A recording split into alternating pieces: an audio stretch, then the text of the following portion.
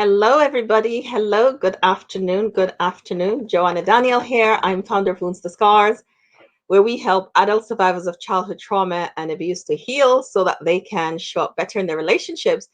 And we do that three ways as usual through conferences, courses, and retreats. Now, this year we didn't get to have a conference, as I like to say, and I'm actually missing being in a room with everyone. We were online this year because like life went online in 2020. But we're planning our conference for March and we're securing speakers now. We'll tell you some more about that in due course. But I'm here because we're on day 5 of our 12 days of Christmas, where I'm coming on every day to talk to you about some of the stuff that I know is common during this time of the year and what you can do to protect yourself. The boundaries with families, that one's been really popular. The boundaries with how to set boundaries with family members and how to set boundaries with narcissistic mom and how to set boundaries with self. And you really are liking the boundary series. So I'm going to go one more further. I wasn't going to do this, but this morning I like to kind of just sit with what comes to me. And this came this morning. And so I am going to talk about how to look after yourself. How to look after yourself after you've set those boundaries and you can't go and you've made a decision that home is not a safe space. It's not a safe place because, so what can you do to protect yourself? What can you do? Stuff around. I'm going to talk about personal safety and how to just do self-care when you have to make those tough decisions, because I'm here talking about boundaries, but I'm not for one moment pretending that it's easy. I know it's not easy. I know the boundary setting is not easy, and I know maintaining the boundaries isn't easy. I know being away because you have to for your safety doesn't make it easier, doesn't make the decision any easier. So I am going to share some things that you can do in order to look after yourself while you are, hello, I'm going to share some things that you can do to look after yourself while you are staying away, stuff from personal safety. So some you might be doing personal safety for different reasons. And here's one of the reasons why I know some people have to do personal safety and why this particular holiday is not merry for everybody. Because sometimes personal safety is important because the perpetrator is in the family and you weren't believed and they're protected.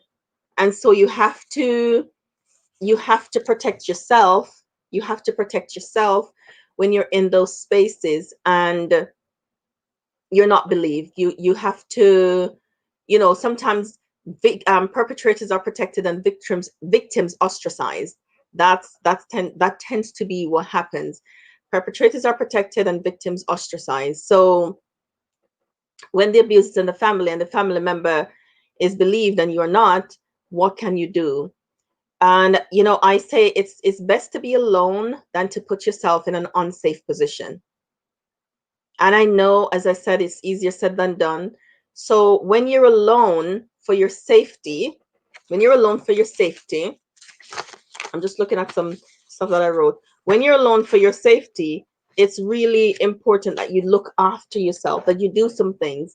So what some of the things that you can do is, plan this special time with you. It's a different time of year. You probably live alone and you are alone a lot of times. Hey, Geraldine, you probably live alone and you're alone a lot of times. But if you're going to be alone, plan to do something extra special for yourself when you're trying to be safe. When you're trying to be safe, um, plan something special for yourself. Like, that I don't know. I said, I don't know. Of course, I do know. Something special. What's your favorite scent?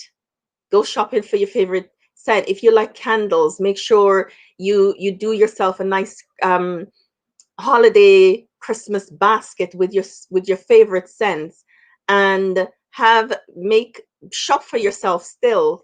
Have a special meal for yourself. Have a special ritual that you do with yourself, like a special scents, your candles.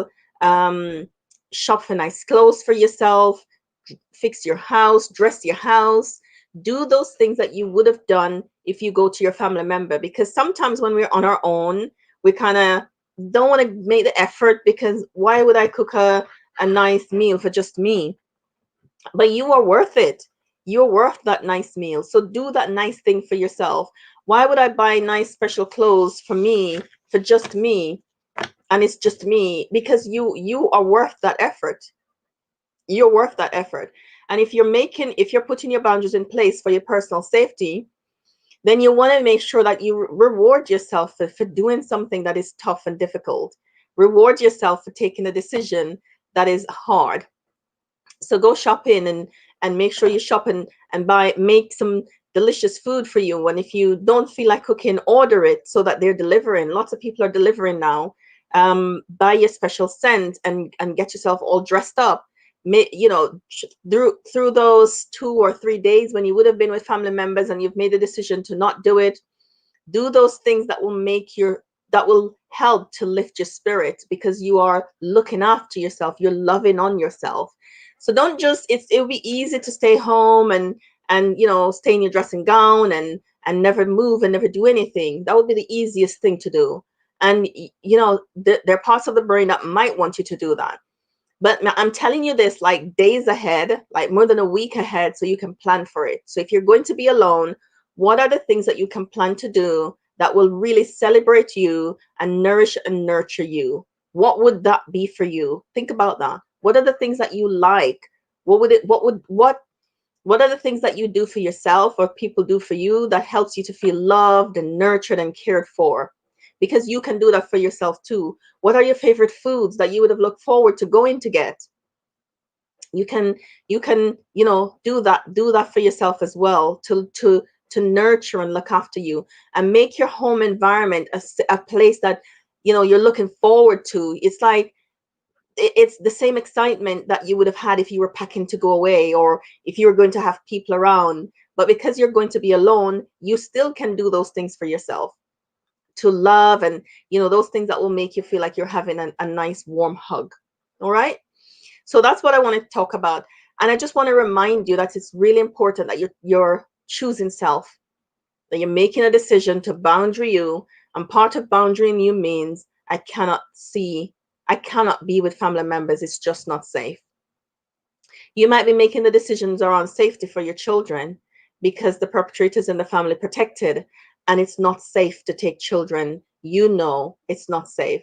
And because you're not believed, nobody will be keeping an eye, nobody will be looking out. So you have to take that brave step, that brave decision of protecting self at this time.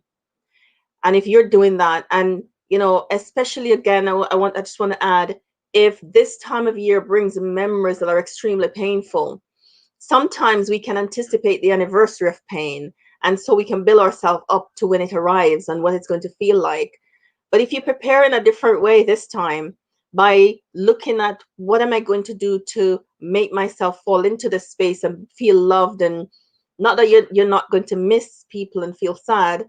Sadness is a normal emotion, but what can you do to prepare to minister yourself in that period during that time? So I want you to think about that. Let me know in the comment section some of the things that you do when you're alone to look after yourself, to love on yourself. Let us know so we can share ideas, and we can help each other. Thank you for coming on. Thank you for being here with me. Thank you for watching the replays and letting me know. Thank you for your comments and your messages that you send. I really appreciate it.